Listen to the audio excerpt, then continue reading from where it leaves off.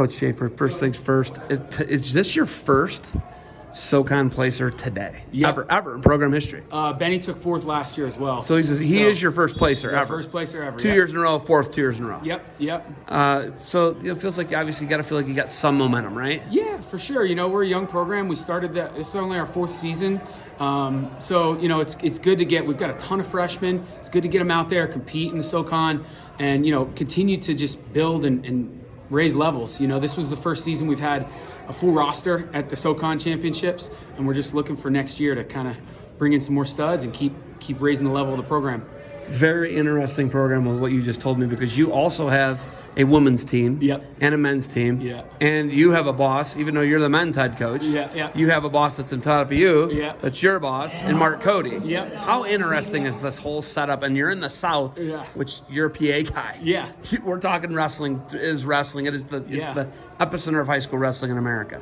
What is it like to go to South Carolina? It's interesting. I think I was kind of born, and I've been in Pennsylvania my whole life, in the mecca of high school and college wrestling, where it all happens. And then, to move somewhere where the local high school just started a program this season with one wrestler, where, wrestling's just not a culture in town, which is something that we need to change, that we're going to, work to change especially with our women's team, bringing back 3 All-Americans, 1 round of 12er that was a freshman, and everyone's coming back next year. That really kind of puts us on the map. Now we've got a 2-time SoCon placer here. And I think the community, it gives the community something to get excited about, with wrestling. But it is definitely, this is my first time working with the women, so it's definitely interesting. And when did you take the job? In August. So you're not even a year in, right? You're 7-8 months in, right? It's kind of showed up, and then had this team, and we just started training. We hit the ground running, and like we were talking, there's just so many things with coaching outside of just what you see in the room and what you see out here that we've had to build, because there's been no infrastructure. There was no team here like NAIA or Division II. They're not doing what like Bellarmine's doing. No, none of that. Nothing. They're transitioning. You're building. We're building. It's wild. And what's crazy is I was just talking to you about old school Jermale Porter battles. Jermale Porter's about 6'8", 350 pounds. You and him used to go back and forth. You All-American the same year. You were 8th, he was 6th. And I was just, I think it feels like it was a different lifetime for you. Would you agree with that? Totally. Well, and I think too, it's like your competition life and then your coaching life. It separates itself in some ways, right? Because as a competitor, you're so focused on yourself, and as a coach, that's the last thing you're focused on is yourself.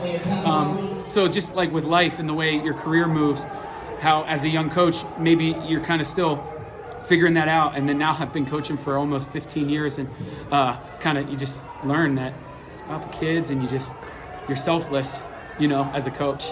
What is it like moving to South Carolina from Philadelphia?